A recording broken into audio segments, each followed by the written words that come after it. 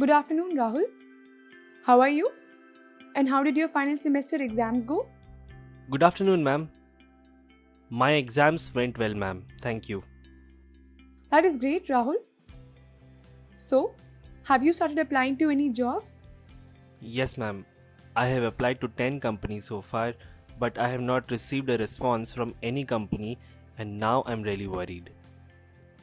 Oh, did you write all the necessary details in your resume correctly? Yes, ma'am. I mentioned my education, personal details, etc. in my resume. Okay. Did you also mention the details about your skills, achievements, internships, and projects that you did during the college? No, ma'am. I did not mention any of those in my resume. Will I not get any job now? No. Please don't worry. I will help you fix it. Come, let's see how to make a resume step by step. First, let me tell you about the different parts of a resume and what you should and should not include in a good resume. I know making your resume for the first time may feel overwhelming, but don't worry, I will hold your hand till the end. Making a good resume requires a good amount of patience and great attention to detail. And unless you are a creative person who enjoys designing resumes, the whole process may feel a bit tiring and even boring to you. But the good news is that you have to make a great resume only once in your life. After that, you can always edit or add more details and use it for the rest of your career. So, think of it as a one-time investment that will bear fruit for you for the rest of your career.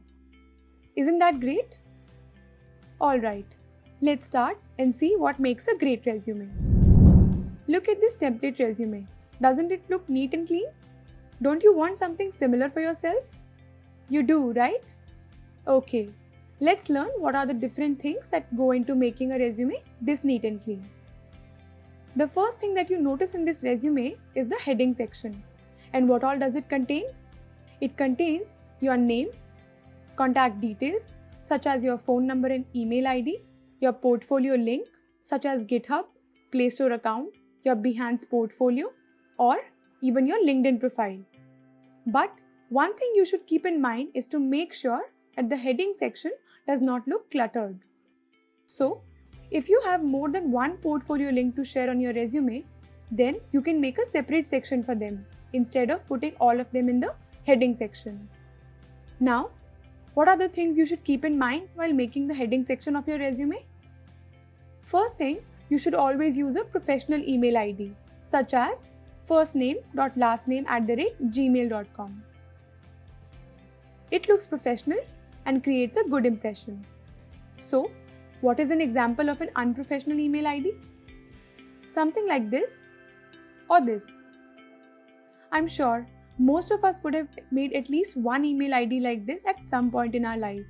But please do not use it on your resume. It does not give a very good impression. Finally, do not include a photograph of yours in the heading section. Some students do it, but it's completely unnecessary and never required, unless the company has specifically asked for it. Alright? Many people also mention their age and gender in the heading, though it's not advisable to write such personal information unless the company has again specifically asked for it in the job description. Let's look at what's next. The next section is your education details. And what all does it contain? It contains all your educational qualifications from 10th standard onwards. It should include the time period, name of the institute, name of the degree, and your academic performance. Let's see what are the things you should keep in mind while making your education section. Always mention the details in reverse chronological order. What do I mean by that? You should mention the most recent details first. For example, if you are pursuing a BTech, then mention your BTech degree at the top, the 12th afterwards, and followed by 10th standard. While mentioning your degree academic performance, do not mention semester-wise academic performance. The aggregate of your CGPA percentage is enough. Why, you might ask? Because it unnecessarily makes your resume look cluttered and messy. Similarly, do not mention all the subjects that you have studied in your graduation in your resume. If need be, mention only the subjects which are relevant to the job profile that you are applying for. Do not mention all of them. Next up is internships or work experience. And this is the most important section of your resume. If you have done internships before, that is a practical proof in front of an employer that you have the skills and can do the job, which is why it is important to do a good job of writing this section. In case you haven't done any internship but have a volunteering experience with an NGO or a non-profit organization, then you can also mention that in your resume. It demonstrates to a potential employer that you like to be active in the community. The more well-rounded you are, the better you will appear on paper. Volunteering is also a great way to network. So, there is a business aspect to it as well. So, what all information should this section include? It should include the name of the organization you interned with, the profile, and the time period for which you did the internship. It should also include a brief description of the actual work you did. Do not leave this blank. Do not write a generic description and do not write a few words. Write a good description of the work you did. For example, if you worked on a technical profile such as web development, don't simply say, "I built a website," but also mention the technologies and frameworks that you used, the challenges you faced, what you did to overcome them, and the rewards you received.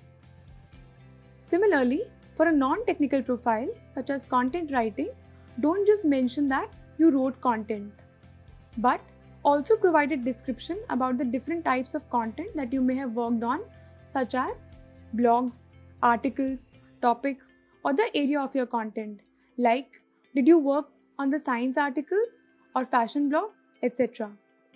You may also mention details like if you worked on the company's social media platforms or their SEO. All of this put together gives a very good impression to the recruiter of the actual work that you may have done in the internship and what are the extra skills you have. What are the things that you should keep in mind for this section? Like education, this section can also be written in reverse chronological order, which means you can mention the most recent internship in the front. But that's not always mandatory. You can always customize this section based on the profile of the internship or the job that you are applying for. For example, let's say if you have done 2 internships, one management and one technical. Now, if you are applying for a technical job, mention the technical internship first, since it has more relevance to this particular job. Or, if you are applying for a management job or a non-technical job, mention the management internship first. As I said before, always give a good and specific description of the work that you did during the internship. Do not leave it blank and do not give a generic description. Finally, do not make any grammatical or spelling mistakes in your internship description. With the amount of spell checker tools such as Grammarly, MS Word Spell Checker, etc. that are available to you, there is absolutely no excuse why your resume should contain any grammatical or spelling mistakes. Similarly, avoid any technical or industry-specific jargon in your resume. Make it simple for a normal person to read and understand. Next up is the project section. This is also an important section of your resume because this is one way of demonstrating any academic project work that you may have done independently and what you are capable of. This should include the title of your project, duration for which you did this project, and again, a brief description which is specific and rich in details. If your project resulted in a publication or if there is an online link to the project, please do mention that. Next, we will look at the section on skills. In this section, you can mention any specific skills that you may have and are relevant to the profile that you are applying for. You can mention 2 types of skills in your resume: hard or technical skills and soft skills. Now, let me tell you in detail about both the types of skills and how you can mention them in your resume. So, what do we mean by hard or technical skills? Hard skills are the technical skills or the knowledge that you may have gained while doing your graduation, an internship, a workshop, seminar, training, etc.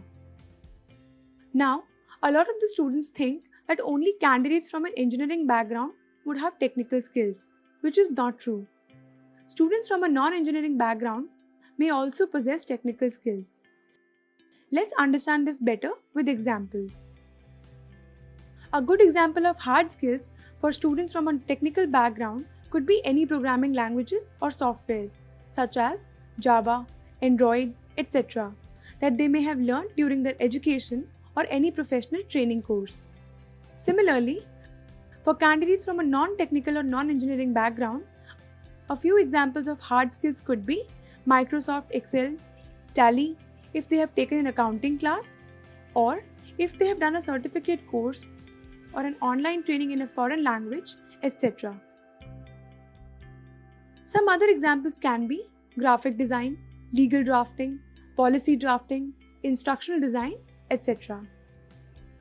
So, this section on hard skills can be relevant for anyone, whether you are from a technical background or a non-technical one. Now, let's understand what are soft skills. Soft skills are the personal habits and traits that shape how you work on your own and with others. Effective communication, for example, is a key soft skill that many employers seek. Some other soft skills may include time management, interpersonal skills, active listening, leadership skills, problem-solving skills, etc. Now, how would you assess which soft skills do you have? It is actually quite simple. Just look back at the past experiences of your life. For example, have you ever managed a team of people during your college fest and organized something? If yes, that highlights your leadership skills, and you can mention that in your resume. Similarly, have you ever convinced your teacher to not give you homework or your whole class to go on a mass bunk? If yes, this showcases your convincing skills. So, think of the kind of person you are and what soft skills do you possess. Are you very good with time management? Or are you always able to come up with solutions for a problem? Asking yourself such questions will help you write the soft skills section well.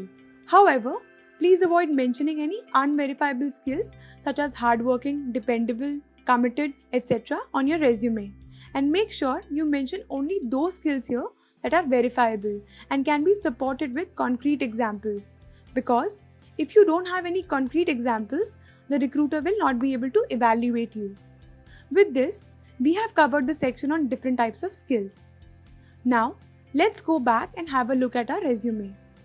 If you look at this skills section in this sample resume, this person has mentioned the skills such as Python, C++, Java, etc. But what do these words beginner, advanced, and intermediate mean here?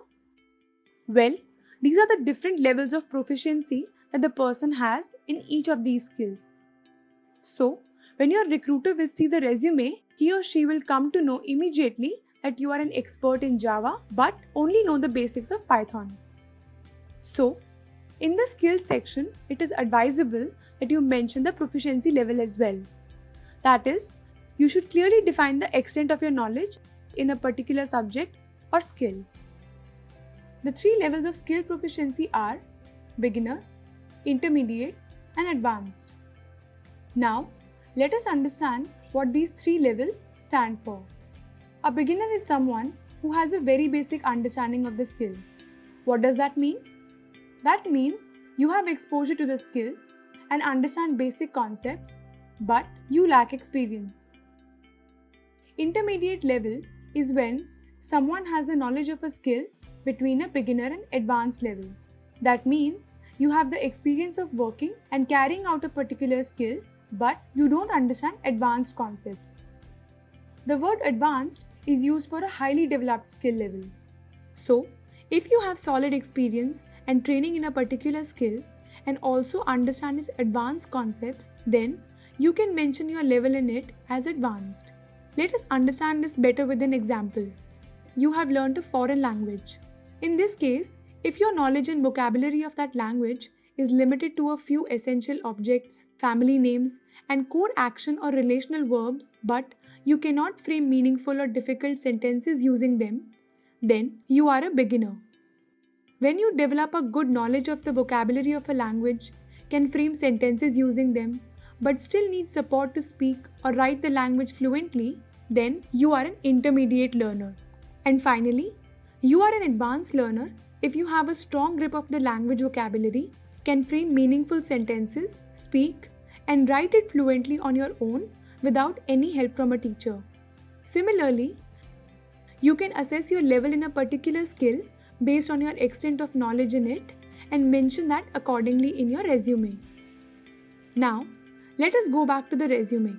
After understanding the different type of skills and the proficiency levels that one can mention in their resume, let us take a look at the do's and don'ts for writing the skills section effectively. List the skills you are most experienced in first. That is, place the skills that you consider to have an advanced level of experience with before the skills in which you consider yourself to be a beginner. This can help draw an employer's attention to your most valued skills before they see the skills that you are less experienced in. Next is, you should always place the hard skills before your soft skills. This helps the employers to see the job-related skills first. After you have listed the job-specific skills that you have to offer, you can include the skills that are directly related to your personality and work ethics. So, hard skills come first and then write the soft skills. Try to maintain a balance between the different levels of skills that you mention on your resume. Listing yourself at an advanced level in every skill might not seem realistic to the employers. But at the same time, make sure you don't undervalue your skill level as well. Mention the skills that reflect the internship or job position. What we mean by that is, review the job description carefully before applying for a job or an internship. Highlight the skills required as per the job description first. For example, if the job description says that they need someone who is good with back-end languages, while you have the knowledge of both back-end and front-end languages, then you should mention your list of back-end languages first and front-end languages after that. What you should not do is include the things that are very common, such as knowledge of Windows 10, or mention a personality trait such as I'm sincere, hardworking, polite, etc. This section is meant for specific skills only. Next section is trainings and workshops. In general, companies give less weightage to trainings and workshops compared to your internships and projects. Nonetheless, these are important. Let us see what we can mention under this section. So, you can write a short description of not more than 1 or 2 lines along with the duration or time period you spent on this workshop or training.